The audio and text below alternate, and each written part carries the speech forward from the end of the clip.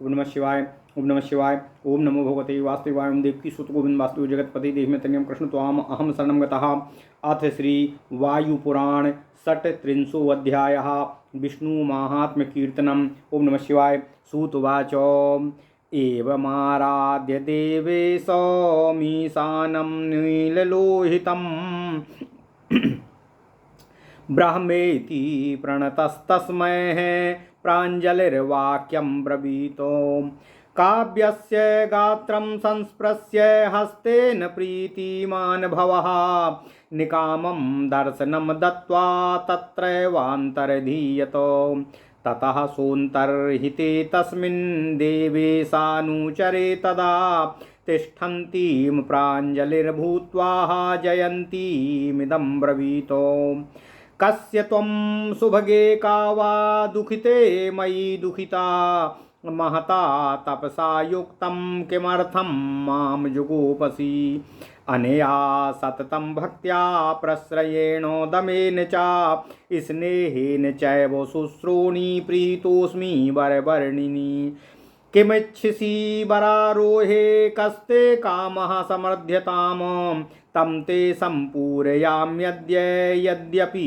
स्यात् सुदुर्लभम् एवमुक्ता ब्रवीदेनं तपसा ज्ञातुमर्हसि चिकीर्षितं मे ब्रह्मिष्टं त्वं हि वेत्थ यथा तथम् एवमुक्तो ब्रवीदेनां दृष्ट्वा दिव्येन चक्षुषा माहेन्द्रो त्वं वरारोहे मद्दितार्थमिहागता मया सह त्वं शुश्रूणि 10 वर्षाणि भामिनी मया सह त्वं शुश्रूणि 10 वर्षाणि भामिनी अदृश्यं सर्वभूतेषु सम्यक् प्रयोगमिच्छसि। ओम नमः शिवाय। देवेन्द्रानलवर्णाभे वरारोहे सुलोचने इमं वृणीष्व कामं ते मत्तो वै बल्गुभासिनी एवं भवतु गच्छामो गृहान् वै मक्तकासिनी ततः स्वागृहमागम्य जयन्त्या सहितः प्रभुः सा तया संवसेत् देव्या 10 वर्षाणि भागशः अदृश्यः सर्वभूतानां मायया संवृतस्तदा कृतार्थमागतं दृष्ट्वा काव्यं सर्वेदिते सुता अभिजगमुर्गृहं तस्य मुदितास्ते दिदक्षवाः गता यदा न पश्यन्तो जयन्त्या संवृतं गुरुं दाक्षिण्यं तस्य तद्बुद्ध्वा प्रतिजगमुर्यथा गतं बृहस्पतिस्तु संरुद्धं ज्ञात्वा काव्यं चकारः पितृर्थे 10 वर्षाणि जयन्त्या हितकाम्यया बुद्ध्वा तदन्तरं सोऽथो दैत्यानामिव चोदितः काव्यस्य रूपमास्थाय असुसुरान् समभासत ततः समागतान् दृष्ट्वा बृहस्पतिरुवाच तान् स्वागतं मम यज्ञानां सम्प्राप्तोऽस्मि हिताय च अहं बोध्यापयिष्यामि प्राप्ता विद्या मया हि सा ततस्ते हृष्टमनसो विद्यार्थमुपपेदिरे पूर्वं काम्यास्तदा तस्मिन् समये 10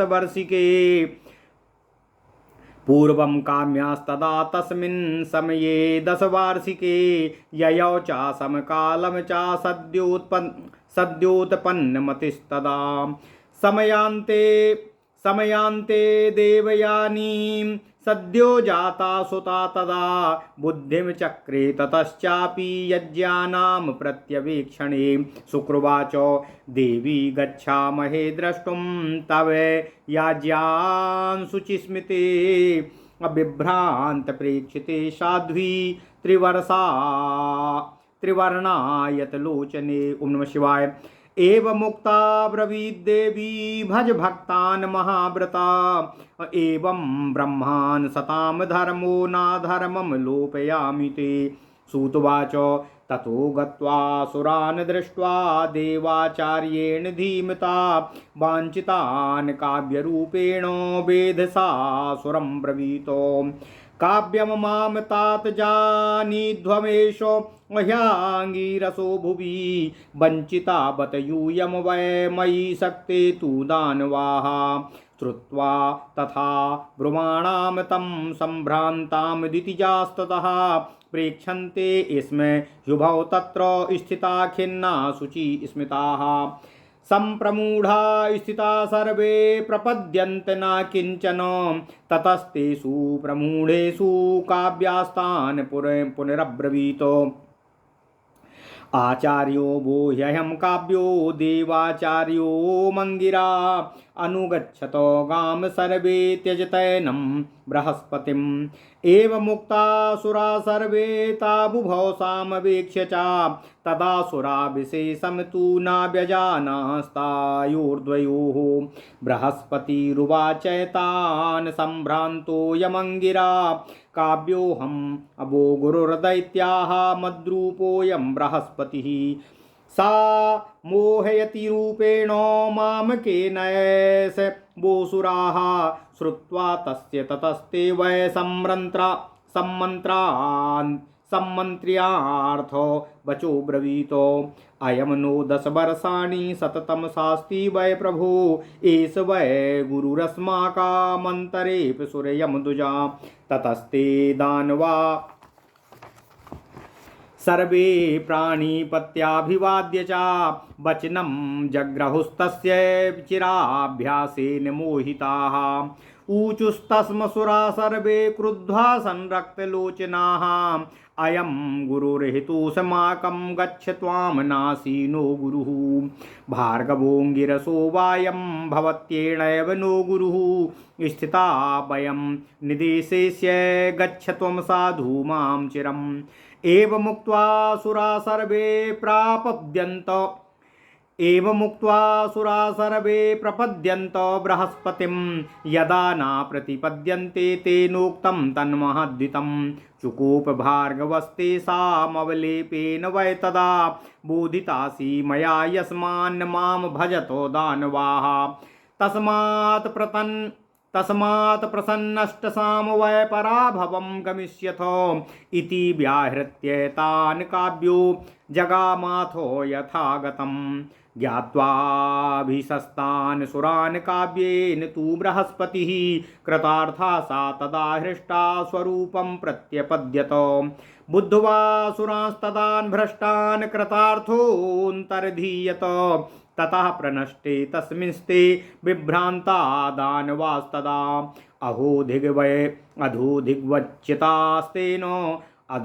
अहोधिग्वञ्चितास्तेन परस्परं मथा ब्रुवन् पृष्ठतो अभिमुखाश्चैव ताडिता वेधसा वयं दग्धाश्चैवोपयोगा च स्वे स्वे चार्थेषु मायया ततो सुरा परित्रास्ता देवेभ्यस्त्वरिता ययुः प्रह्लादमग्रतः कृत्वा काव्यस्यानुगमं पुनः ततः काव्यं समासाद्य अभीतस्थुर वाङ्मुखः। ओम नमः शिवाय। तानागतान् पुनर्दृष्ट्वा काव्यो याज्ञानुवाचः भयापि बोधिता काले यतो मां नाभिनन्दथो ततस्तेनावलेपेन गता यूयं पराभवम्। ओम नमः शिवाय। प्रह्लादस्तथो मथोवाचो मानं त्वं प्रह्लादस्तमथोवाचो मानं स्वं त्यज भार्गवा स्वान्याज्यान् भजमानाश्च भक्ताश्चैव विशेषतः त्वया पृष्टा वयं तेनो देवाचार्येण मोहिताः भक्ता नरहसि नस्त्रान्तुं ज्ञात्वा दीर्घेण चक्षुषा यदि नस्त्वं न कुरुषे प्रसादं भृगुनन्दन अपाध्यात्वा स्वया ह्याद्य प्रवेक्ष्यामो रसातलं। सूतुवाच ज्ञात्वा काव्यो यथा तत्त्वं कारुण्येनानुकम्पया एवं शुक्रो नीता सातः ततः कोपं न्ययच्छत उवाचेदं न भेतव्यं न गन्तव्यं रसातलम् अवश्यं भावी ह्यार्थोऽयं प्राप्तो वो मयि जागृति न शक्यमन्यथा कर्तुं द्रष्टुं हि बलवत्तरं संज्ञां प्रनष्टा यावुद्वो कामं तां प्रतिलप्स्यथो प्राप्तः पर्यायकालो वा इति ब्रह्माभ्यभासतो मत्प्रसादाच्च युष्माभिर्मुक्तं त्रैलोक्यमूर्जितं युगाख्या दश सम्पूर्णा देवानाक्रम्य मूर्धनि तावन्तमेवं कालं वै ब्रह्मा राज्यं भासतो स्वर्णिके पुनस्तस्य राज्यं किल भविष्यति लोकानामीश्वरो भावो पौत्रस्तवो पुनर्बलिः एवं किल्महं प्रोक्तः पौत्रस्ते ब्रह्मणा स्वयं तथा हतेषु लोकेषु तपोस्य न किला भवतो यस्मात् प्रवर्त्य यश्चास्य न कामानाभिसन्धिताः तस्माद् येन प्रीतेन दत्तं सावर्णिकेन्तरे देवराज्यं बलेर्भाव्योमिति मामीश्वरो ब्रवीतो तस्माद् दृश्यो भूतानां कालकाङ्क्षी सा तिष्ठति प्रीतेन चाम रत्नं वै दत्त्वं तुभ्यं स्वयंभुवा तस्मान्निरुत्सुकस्त्वं वै पर्यायं सहमाकुलः न चाशक्यं मया तुभ्यं पुरस्ताद्वै विसर्सितुं ब्रह्मणा प्रतिसिद्धोऽस्मि भविष्यं जानता प्रभो इमौ च शिष्यो द्वौ मह्यं तुल्या वेतौ बृहस्पते देवतय स संरब्धान् सर्वान् बोधारयिष्यतः सूतवाच एवमुक्तास्तु दैतेया काव्येनाक्लिष्टकर्मणा ततस्ताभ्यां ययुः सार्धं प्रह्लाद प्रमुखास्तथा अवश्यं भावमर्थत्वं श्रुत्वा शुक्राच्च दानवाः सकृदा संशमानास्ते जयं काव्येन भासितं दंसिताः सायुधाः सर्वे ततो देवान् समाह्वयन् अथ देवासुरान् दृष्ट्वा संग्रामे समुपस्थितान् ततः संवृत्तो सन्नाः देवास्तान् समयोधयन् दैत्यासुरे ततस्तस्मिन् वर्तमाने शतं समाः अजयन्नो सुरा देवान् भग्ना देवा अमन्त्रयनो देवः ऊचु सण्डामर्कप्रभावं नाम जानीमस्त्वासुरैर्वयं तस्माद्यज्ञं समुद्दिश्य कार्यं चात्मा हितं चायतो तज्ज्ञानापहृता वेतो कृत्वा जेष्यामहे सुरानो अथोपामन्त्रयन् देवाः सन्मार्को तु तावुभोः यज्ञे समाह्वयिष्यामस्त्या जतमसुरान् द्विजो ग्रहं तं वा ग्रहीष्यामोहो ह्यनुजित्य तु दानवानो एवं तत्या जातुस्तो तु सन्डामर्को तदासुरानो ततो देवा जयं प्राप्ता दानवाश्च पराभवम् देवासुरान् पराभाव्य सन्मर्कावुपागमन् काव्यशापाभिभूताश्च अनाधारश्च ते पुनः बाध्यमानास्तदा देवैर्विवसुस्तैरसातले एवं निरुद्यमास्ते वै कृता सक्रेण दानवाः ततः प्रभृति शापेन भृगुनैमित्तिकेन च यज्ञे पुनः पुनर्विष्णुर्यज्ञे च शिथिले प्रभु कर्तु धर्मव्यावस्थानामधर्मस्य न चासा नाशनं प्रह्लादस्य निदेशे तु ये सुरा न व्यवस्थिताः मनुष्यबध्यांस्तान् सर्वान् ब्रह्मणव्याहरत् प्रभुः धर्मान्नारायण तस्मात् सम्भूतश्चाक्षुषेन्तरे यज्ञं प्रवर्तयामास चैत्ये वैवस्वतेन्तरे प्रादुर्भावे तदान्यस्य ब्रह्मोवासीत् पुरोहितः चातुर्थ्या तु युगाख्यायामापन्नेश्वरेश्वरथ सम्भूता सा समुद्रान्तिर्हिरण्यकशिपूर्वधे द्वितीयो नरसिंहो अभूद्रुद्रः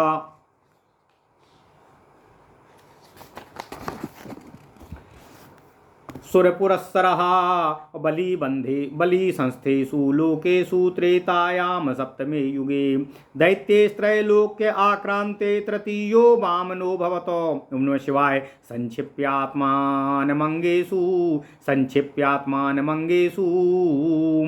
बृहस्पति पुरस्सरं यजमानं तु दैत्येन्द्रमादित्याकुलनन्दना दुजो भूत्वा शुभे काले बलिं वैरोचनं पुरा त्रैलोक्यस्य भवान् राजा त्वयि सर्वं प्रतिष्ठितं दातुमर्हसि मे राजान् विक्रामास्त्रीनिति प्रभु ददामीत्येव तम राजा बलिर्वैरोचनो ब्रवीतो वामनं तं च विज्ञाय ततोऽनुमुदितः स्वयं सा वामनो दिवं खं च पृथिवीं च दुजोत्तमाः त्रिभिः क्रमैर्विश्वमिदं जगदाक्रामता प्रभो अत्यारिच्यतो भूतात्मा भास्करं स्वेन तेजसा प्रकाशयन् दिशा सर्वाः अप्रदीप्सश्च महायसा सुशुभे सा महाबाहू सर्वलोकान् प्रकाशयन् आसुरीं श्रियमाहृत्य त्रीन् लोकांश्च जनार्दना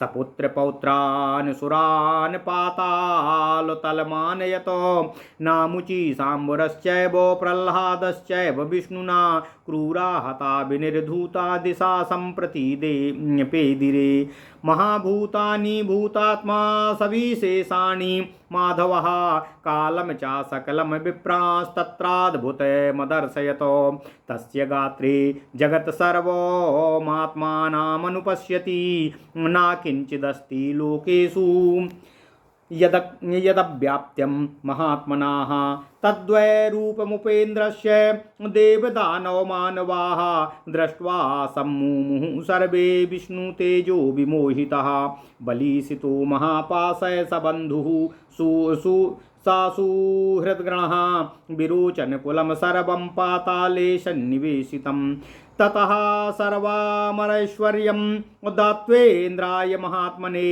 मानुषेषु महाबाहु प्रादुरासी जनार्दनाः एतास्तित्र स्मृतास्तस्य दिव्या सम्भूतया शुभा अमानुष्यः सप्त यास्तस्य शापजास्तान्निबोधताः त्रेतायुगे तु दशमे दत्तात्रेयो बभूवः नष्टे धर्मे चतुर्थश्च मार्कण्डेया पुरःसरः पंचमः पञ्चदश्यां तु त्रेतायां सम्बभूवः मान्धातुश्चक्रवर्तित्वे तस्थो तथ्यपुरासरः एकोनविंशे त्रेतायां सर्वछात्रान्तको भवतो जामदग्न्यास्तथा षष्ठोः विश्वामित्र पुरासराः चतुर्विंशे युगे रामो वसिष्ठेन पुरोधसा सप्तमो रावणस्यार्थे यज्ञे दशरथात्मजाः अष्टमो द्वापरे विष्णुरष्टाविंशे पराशरात् वेदव्यासस्ततो यज्ञे जातु कर्णपुरासरः तथैव नवमो विष्णुरदित्याः कश्यपात्मजा देवक्या वासुदेवा तु ब्रह्मा गार्ग्या पुरःसरः अप्रमेयो नियोज्यश्च यत्र कामचरो वशी क्रीडते भगवान् लोके बालाः क्रीडन कैर्वः। ओम नमः शिवाय। ओम नमः शिवाय। ओम नमो भगवते वासुदेवाय। ओम देवकी सुत गोविंद वासुदेव जगत्पते देहि मे तनयम् कृष्ण त्वाम अहम शरणं गतः ना प्रमातुं महाबाहू अशक्योऽसौ मधुसूदन परमे तस्माद्विश्वरूपात्र विद्यते अष्टाविंशतिमे युगे अष्टाविंशतिमे तद्वापरस्वान् ससंक्षये नष्टे धर्मे तदा यज्ञे विष्णुर्कुले प्रभु कर्तुं धर्मव्यवस्थानं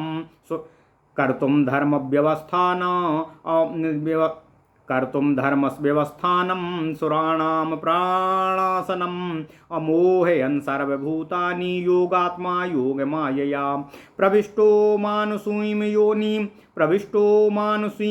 प्रविष्टो मानुषीं योनिम् अप्रच्छन्नश्चरते महीं अविहारार्थं मनुष्येषु सान्दीपनि पुरःसरं यत्र कंसं च साल्वं च द्विविधं च महासुरम् अरिष्टं वृषभं चैव पूतनाम केशिनं हयं नागं कुवलयापीडं मल्लराजग्रहाधिपं दैत्यान् मानुषदेहस्थान् सूदयामास वीर्यवानो छिन्नबाहु सहस्रं च बाणस्याद्भुतकर्मणा नरकश्च हतः संख्ये यवनश्च महाबलः हतानि च महीपानां सर्वरत्नानि तेजसा दुराचाराश्च निहिता पार्थिवा ये रसातले एते लोकहितार्थाय प्रादुर्भावा महात्मनः अस्मिन्नेव युगे क्षीणे सन्ध्या श्लिष्टे भविष्यति कल्किर्विष्णु यशा नाम अपाराशर्यः प्रतापवान्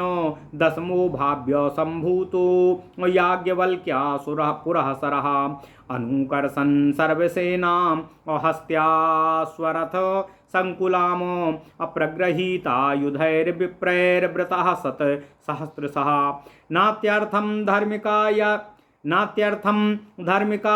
ये च धर्मदुषः क्वचित् उदीच्यान् मध्यदेशांश्च तथा विन्ध्या अपरान्तिकानो तथैव दक्षिणात्याश्च द्रविणान् सिंहलयसः गान्धारान् परदाश्चैव अपहल्वान् यच्छान् कानो तुषारान् बर्बरांश्चैव पुलिन्दान् दान् खसानो लम्पकान् अन्ध्रकान् रुद्रान् किरातांश्चैव सा प्रभु प्रवृत्त चक्रो बलवान् म्लेच्छानामन्त कृतबली अदृश्यः सर्वभूतानां पृथ्वीमो विचरिष्यति मानवा सा तु संजज्ञे देवास्यांसेन धीमता पूर्वजन्मनि विष्णुर्यः प्रमीतिर्नाम वीर्यवानो गात्रेण वै चन्द्रसमापूर्णे कलियुगे भवतो इत्येतास्तस्य देवस्य दशसम्भूतया स्मृताः तम कालं च कायं च तत्तदुद्दिश्य कारणम् अंशेन त्रिषु लोकेषु तास्तायोनि अप्रपत्यतेः पंचविंशोत्थिते कल्पे पंचविंशति वै समाः अविनिघ्नन् सर्वभूतानि मानुषानेव सर्वशः कृत्वा बीजावशेषां तु महीं क्रूरेण कर्मणा असंसातयित्वा ब्रसलान् अप्रायसस्तान् धार्मिकान् तथा सा वै तदा कल्केश्चरितार्थं ससैनिकः कर्मणा निहता ये तु सिद्धास्ते तु पुनः स्वयं अकस्मात् कुपितान्योन्यं भविष्यन्ति च मोहिता क्षपयित्वा तु तान् सर्वान् भाविनार्थेन चोदितान् गंगा यमुनयोर्मध्ये निष्ठां प्राप्स्यति सानुगा ततो व्यतीते कल्कौ तु असामान्यैः सह सैनिकैः नृपस्वथ विनष्टेषु तदा त्वा प्रग्रहा प्रजा रक्षिणे विनिव्रते तु हत्वा चान्योन्यमाहवे ओम नमः शिवाय अपरस्परा हृताश्वासा निराक्रन्दा सुदुखिता पुराणी हित्वा ग्रामाश्च तुल्यास्ता निष्परिग्रहा अप्रनष्टो श्रुतिधर्माश्च नष्टधर्माश्रमास्तथा ह्रस्वा अल्पायुषश्चैव भविष्यन्ति वनौकसाः सारित्पर्वतसेविन्यः पत्रमूलफलासना चीरपत्राजिनधरा शङ्करं वैरमास्थिताः अल्पायुषो नष्टवार्ता बाह्वावाधा सुदुखिताः एवं कष्टो मनुप्राप्ता कलिसन्ध्यांसके तदाः प्रजाक्षयम् अप्रयास्यन्ति सार्धं कलियुगेन तु क्षीणे कलियुगे तस्मिन् प्रवृत्ते चाकृते पुनः अप्रपश्यन्ते यथा न्यायं स्वभावादेव नान्यथा इत्येतत् कीर्तितं सर्वं देवासुरविचेष्टितं यदुवंश प्रसंगेन महद्वो वैष्णवं यशः अतुर्वसुस्तु प्रवक्ष्यामि पूरो दुह्योरनुस्तथा। ओम नमः शिवाय, ओम नमः शिवाय। ओम नमो भगवते वासुदेवाय। ओम देवकी सुत गोविंद वासुदेव जगतपति देहि में तनियम कृष्ण त्वाम अहम शरणम गतः। ओम नमः शिवाय, ओम नमः शिवाय। अथ श्री वायु महापुराण षट् त्रिंशो अध्यायः विष्णु महात्म कीर्तन। ओम नमः शिवाय। सूत जी ने कहा, हे ऋषियों, हे ऋषिगणों, देवेश्वर नीललोहित ईशान की इस प्रकार आराधना करने के पश्चात शुक्राचार्य ने हाथ जोड़कर प्रणाम करते हुए ब्रह्म का उच्चारण किया। तब भगवान महादेव ने प्रेम पूर्वक शुक्राचार्य के शरीर का हाथ से स्पर्श किया और पूर्ण रूप से दर्शन देकर अंतर्ध्यान हो गए। देवाधिदेव के अंतर्ध्यान हो जाने के पश्चात शुक्राचार्य ने हाथ जोड़कर पास खड़ी हुई जयंती से कहा, हे शुभगे, तुम कौन हो और मेरे दुख से क्यों दुख उठा रही हो?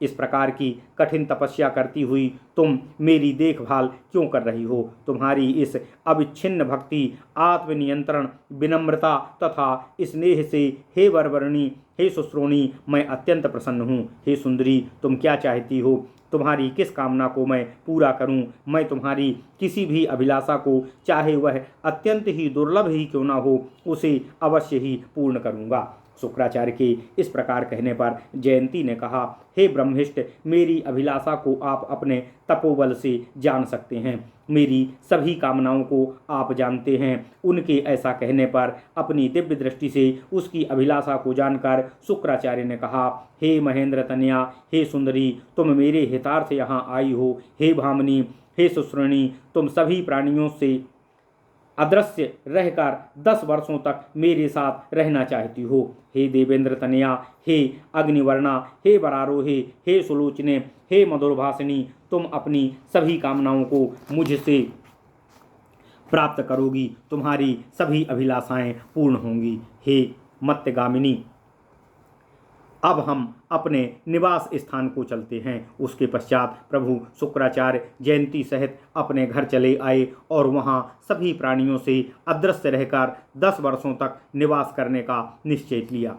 शुक्राचार्य के पूर्ण मनोरथ होकर वापस होने का समाचार जब दैत्यों को ज्ञात हुआ तो वे हर्षित मन से उनके दर्शन के लिए उनके आश्रम में आ गए, किंतु वहां उन्हें जयंती सहित गुरु के दर्शन नहीं हुए। शुक्राचार्य की नीति कुशलता से वे अत्यंत प्रसन्न हुए। उधर बृहस्पति ने जब यह सुना कि पिता की हित साधना में से जयंती 10 वर्षों के लिए शुक्राचार्य के पास गई है और शुक्राचार्य उसके साथ अज्ञातवास कर रहे हैं, तो उन्होंने इसे एक अच्छा अवसर समझा। वे शुक्राचार्य का रूप धारण कर शुक्राचार्य के दर्शन के लिए आए हुए दैत्यों के पास इस प्रकार गए जैसे उन लोगों ने ही तपस्या के लिए प्रेरित किया है और उनसे बोले, यजमानो, तुम्हारा स्वागत है। तुम्हारे हितार्थ तपस्या पूरी करके मैं वापस आ गया हूँ। जिस विद्या की प्राप्ति के लिए मैंने कठोर तपस्या की थी उसे मैंने प्राप्त कर लिया है। अब मैं तुम लोगों को उसकी दीक्षा दूंगा। यह सुनकर प्रसन्न मन असुरगण शिक्षा प्राप्त करने वहां एकत्रित हो गए। इधर जयंती की कामना के 10 वर्षों की अवधि पूर्ण होने पर शुक्राचार्य का मोह नष्ट हुआ और उन्हें सद्गति प्राप्त हुई। अवधि के अंत में उनके संयोग से जयंती ने देवयानी नामक पुत्री को जन्म दिया तथा शुक्राचार्य ने अपने यजमानों की देखरेख का निश्चय किया। शुक्राचार्य बोले, हे पवित्र मुस्कान वाली देवी, हे विशाल चंचल नेत्रों वाली, हे साध्वी, अब मैं तुम्हारे यजमानों को देखने जा रहा हूँ। यह सुनकर देवी जयंती ने कहा, हे महाव्रतधारी, आप अपने भक्तों का कल्याण कीजिए। सदाचारियों का यही धर्म है। मैं आपके कर्म का लोप नहीं करूंगी। सूत जी बोले, तब शुक्राचार्य ने असुरों के पास जाकर देखा कि बुद्धिमान बृहस्पति ने ही उनका रूप धारण कर असुरों के साथ धोखा किया है। यह देखकर वे आश्चर्यचकित होकर असुरों से बोले, असुरों, शुक्राचार्य तो मैं हूँ, ये तो अंगिरा पुत्र बृहस्पति हैं। मुझे दुख है कि मेरे होते हुए भी तुम लोग छले गए हो। शुक्राचार्य के इस प्रकार कहने पर दैत्यगण भ्रमित हो गए और खिन्न मन से चकित होकर दोनों गुरुओं को देखने लगे।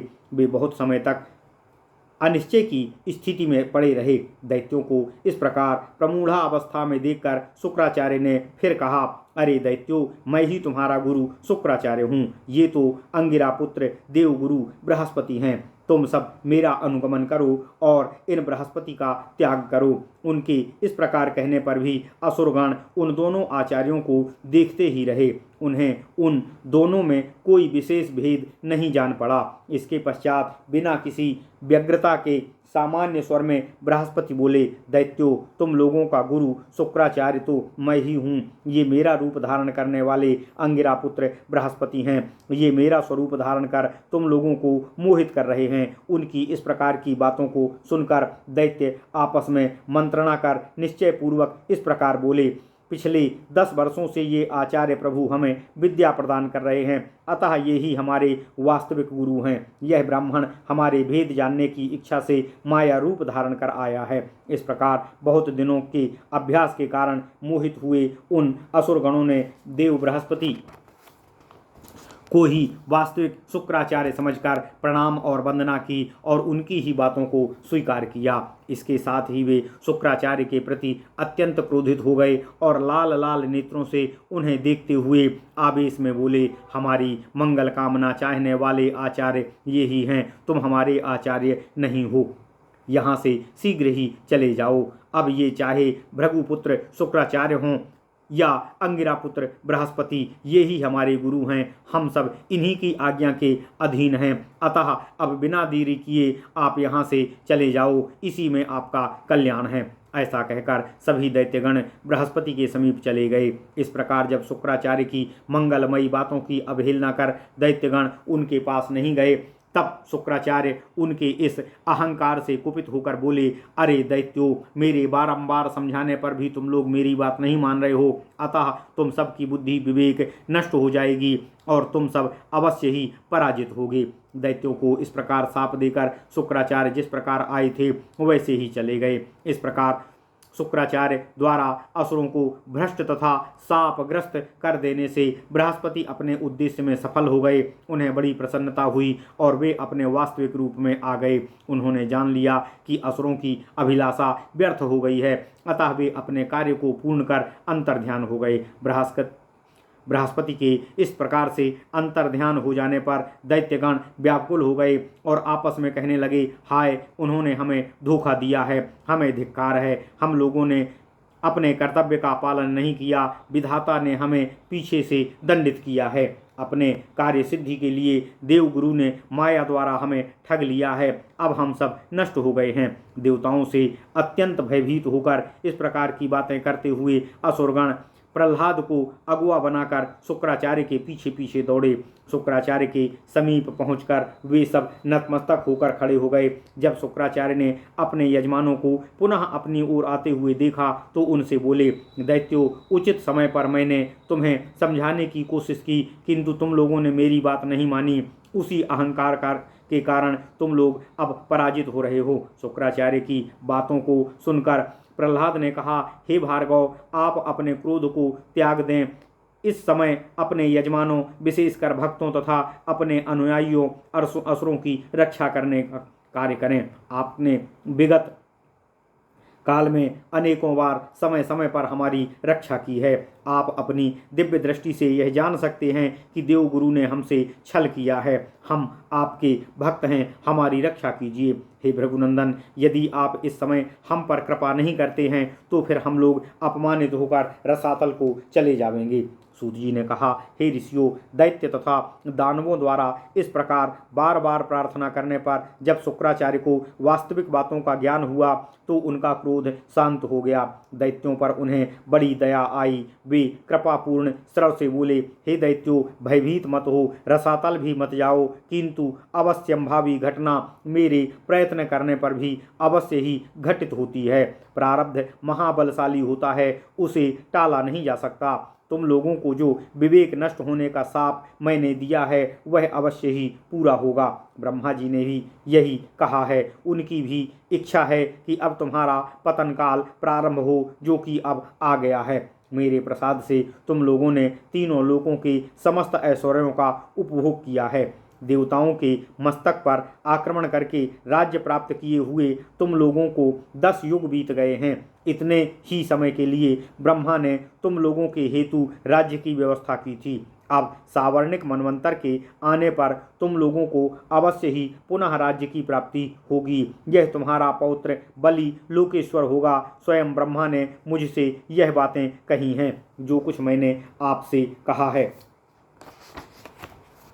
वह अवश्य ही घटित होगा। तुम्हारे पौत्र से भी यह लोक छीन लिए जाएंगे। उस समय उसका तपोबल भी कुछ नहीं कर सकेगा। तब वे निस्वार्थ प्रवृत्ति एवं निष्काम भाव से तपस्यारत हो जाएंगे। इसके पश्चात आज ब्रह्मा प्रसन्न होकर उन्हें सावर्णी मनवंतर में अमरत्व प्रदान करेंगे। देवताओं का पूर्ण ऐश्वर्य एवं राज्य बलि को प्राप्त होगा। ब्रह्मा जी ने मुझसे इस प्रकार कहा था, इसलिए सभी प्राणियों से अदृश्य होकर बिना किसी उत्कंठा तथा घबराहट के उचित समय की प्रतीक्षा करते हुए कालगति को सहन करते हुए अपना समय व्यतीत करो। मैं बिना उचित समय के आए तुम्हारी रक्षा नहीं कर सकता हूँ। हे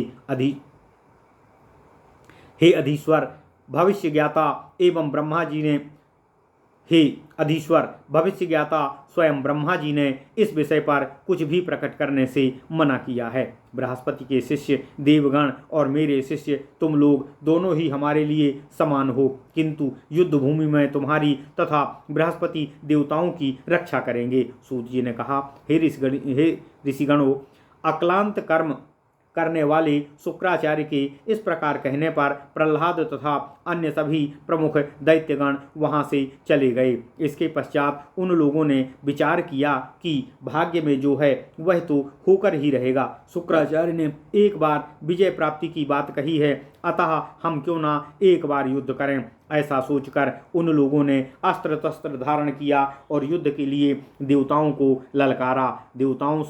देवताओं ने जब असुरों को युद्ध के लिए उद्यत देखा तो वे कवच धारण कर युद्ध भूमि में आ गए। वह घोर देवासुर संग्राम 100 वर्षों तक चलता रहा।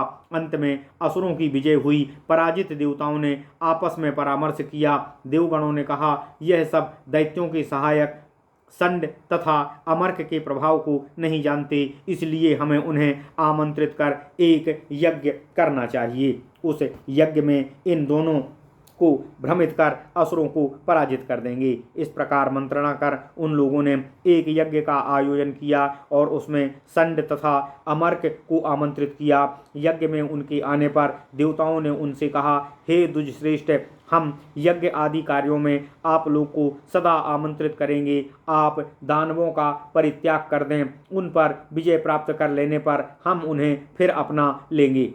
देवताओं की इस प्रार्थना पर संड तथा अमर्क ने दैत्यों का पक्ष छोड़ दिया, जिससे देवताओं की विजय हुई और दानव पराजित हो गए। दानवों की पराजय के पश्चात देवगण पुनः संड तथा अमर्क के पास गए और देवताओं द्वारा सताए जाने पर शुक्राचार्य के शाप से अभिभूत और आश्रयहीन वे रसातल पर चले गए। इस प्रकार इंद्र ने अपनी बुद्धिमानी से दानवों को अक्षम बना दिया। महर्षि भृगु के संयोगवश दिए गए शाप के कारण जब जब यज्ञादि का क्षय तथा धर्म की हानि होने लगती है, तब तब धर्म के पुनरुद्धार तथा अधर्म के विनाश के लिए भगवान श्री हरि विष्णु अवतार ग्रहण करते हैं।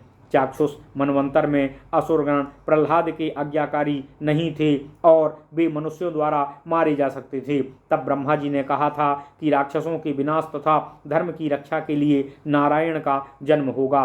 वैवस्वत मनवंतर में इसी प्रकार यज्ञों का प्रचलन हुआ। उस समय स्वयं ब्रह्मा ही उनके पुरोहित थे। चतुर्थ युग में जब असुरगण बहुत अत्याचारी हो गए, तब उन भगवान नारायण का प्रादुर्भाव मध्य समुद्र में हुआ। फिर हिरण्यकशिप के वध के लिए उन्होंने देवताओं के अग्रगामी बनकर प्रचंड नरसिंह का रूप धारण किया। ओम नमः शिवाय, ओम नमः शिवाय, ओम नमः शिवाय। वह उनका दूसरा अवतार था। उसके पश्चात 7वें मनवंतर में जब बलि त्रैलोकेश्वर थे और असुरों के अत्याचार से तीनों लोक त्रस्त थे, उस समय तीसरा वामन अवतार हुआ था। उस समय भगवान श्री हरि विष्णु ने अपने अंगों को संक्षिप्त कर लिया था और अदिति के कुल को प्रसन्नता प्रदान करने वाले वे बृहस्पति के नेतृत्व में यज्ञानुष्ठानरत दैत्येंद्र विरोचन के पुत्र बलि की यज्ञशाला में ब्राह्मण का वेश धारण कर पहुँचे थे।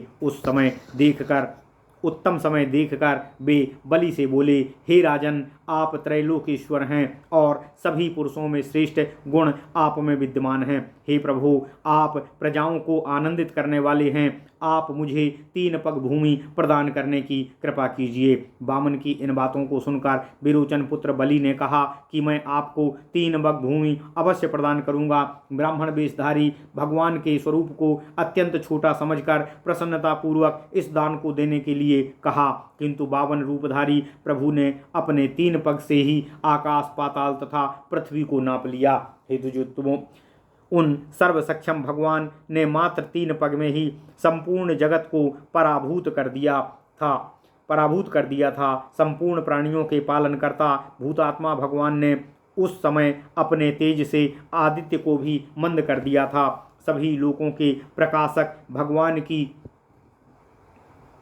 उस समय दिव्य शोभा हुई थी। फिर उन जनार्दन प्रभु ने असुरों की संपूर्ण संपत्ति तथा वैभव को छीनकर नमुची, संबर, प्रहलाद आदि दैत्यों को उनके पुत्र पौत्रों सहित पाताल पहुंचा दिया। इस प्रकार अत्याचारी दानवों का वध कर दिया और अनेकों को भयभीत कर विभिन्न दिशाओं में भगा दिया। भूतात्मा श्रीपति ने इस प्रकार संपूर्ण प्राणियों सहित पृथ्वी, आकाश आदि महाभूतों को आनंदित किया। उसी समय उन्होंने अपने सर्वकालीन दिव्य स्वरूप को ब्राह्मणों को दिखाया। उन ब्राह्मणों ने स्वयं सहित संपूर्ण जगत का उन जगदात्मा के शरीर में पूर्ण दर्शन किया।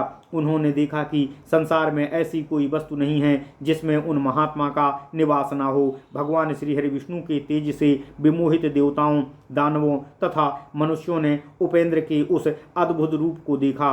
बलि को उनके परिजनों एवं मित्रों सहित महापास में बांधकर विरोचन के संपूर्ण कुल को उन्होंने पाताल भेज दिया था। उसके उपरांत उन्होंने संपूर्ण वैभव इंद्र को प्रदान कर दिया। भगवान श्री हरि विष्णु के ये 3 दिव्य अवतार मंगलमयी देव योनियों वाले हैं।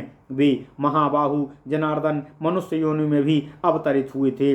मनुष्य योनि में उनके जो 7 उद्भव हुए हैं वे भी भृगु के शाप के कारण ही हुए हैं। अब उनका विवरण सुनिए। 10वें त्रेता युग में जब धर्म नष्ट हो गया, तब चौथे अवतार में वे मार्कंडेय के साथ दत्तात्रेय के रूप में अवतीर्ण हुए थे।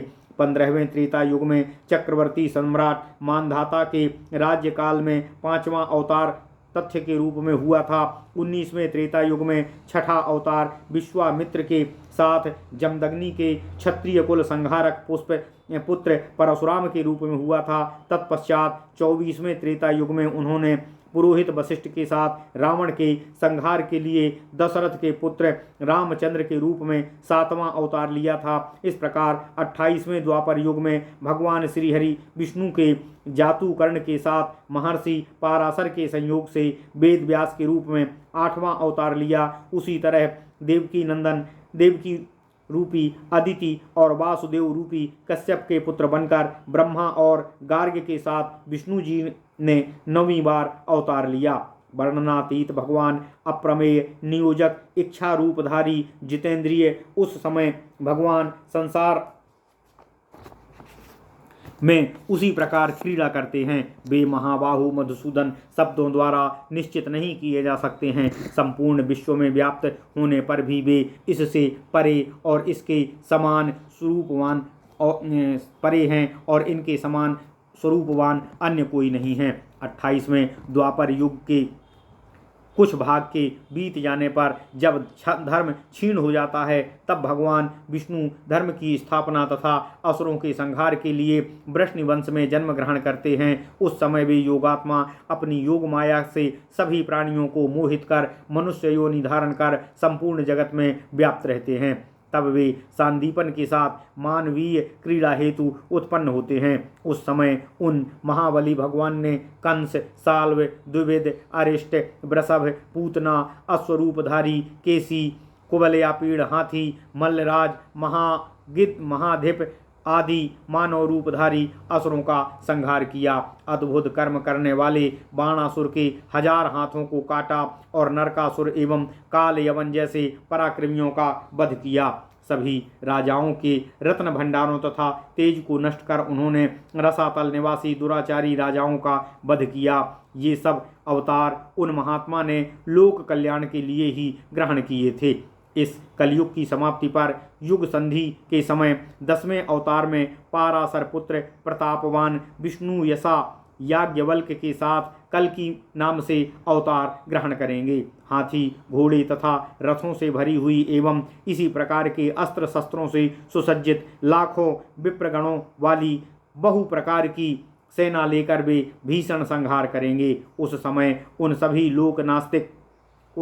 सभी घोर नास्तिक, धर्मद्वेषी, उत्तरी तथा मध्य देशीय, विंध्याचल के पार रहने वाले, दक्षिण के द्रविण, सिंहलीय, गांधार, पारद, पहलव, यवन, शक, तुषार, बर्बर, पुलिंद, दरद, खस, लंपक, अंध्रक, रुद्र, किरात आदि सभी का वे वैभवशाली महाबली म्लेच्छ संहारक भगवान विनाश कर देंगे और धर्मचक्र का प्रवर्तन करेंगे तथा सभी प्राणियों से अदृश्य होकर पृथ्वी पर भ्रमण करेंगे। पूर्व जन्म में वीरवान प्रमिति नाम वाले धीमान विष्णु देवांश से मनुष्य रूप में जन्म लेंगे। वे ही कलयुग के अंत होने पर चंद्र प्रभा से युक्त शरीर धारण कर उत्पन्न होंगे। ये ही उन देव के 10 अवतार कहे गए हैं। भगवान श्री हरि विष्णु के अवतार के जो समय, शरीर तथा कारण ऊपर कहे गए हैं, उन्हीं के अनुरूप भगवान श्री हरि विष्णु ने उन योनियों में अंशावतार ग्रहण किया है। 25वां कल्प आने पर जब 25 वर्ष बीत जाता है तब भगवान सभी जीवों तथा मनुष्यों का पूर्ण रूप से विनाश करते हुए अपने इस कठोर कर्म से पृथ्वी को निर्वीज कर देते हैं। उपर्युक्त घोर अधार्मिक वृषलों का सेना सहित संहार कर वे अपने अवतार को चरितार्थ कर देते हैं। उस समय यद्यपि प्रजाएं अपने कर्मों के फलस्वरूप विनाश को प्राप्त करती हैं, फिर भी उन्हें स्वतः पुनः सिद्धि प्राप्त हो जाती है। इसके पश्चात मोहग्रस्त वे प्रजाएं भावी बस एक दूसरे पर क्रोधित हो परस्पर ग्रह कलह में लग जावेंगी। तब वे भगवान उन सब का विनाश कर अपने सेवकों सहित गंगा यमुना के तट पर अपने इस भीषण कर्म का समापन करेंगे। भगवान के कल की अवतार के तिरोहित हो जाने पर जब सामान्य सैनिकों सहित राजागण नष्ट हो जाएंगे, तब आश्रय रहित प्रजाओं में असुरक्षा का भाव उत्पन्न होगा और वे उत्साहहीन परस्पर अविश्वासी होकर युद्ध करेंगे और एक दूसरे को मार डालेंगे। इस प्रकार वे अतिशय दुखित होकर नगरों तथा गांवों को छोड़कर साधनहीन अवस्था में पर्वतों एवं वनों में भाग जाएंगे। वैदिक तथा वर्णाश्रम धर्म का सर्वथा लोप हो जाएगा। वे वनवासी, अल्पकाय और अल्प आयु के होंगे। उस समय वे प्रजाएं पत्र, मूल तथा फल खाकर जीवन यापन करेंगी।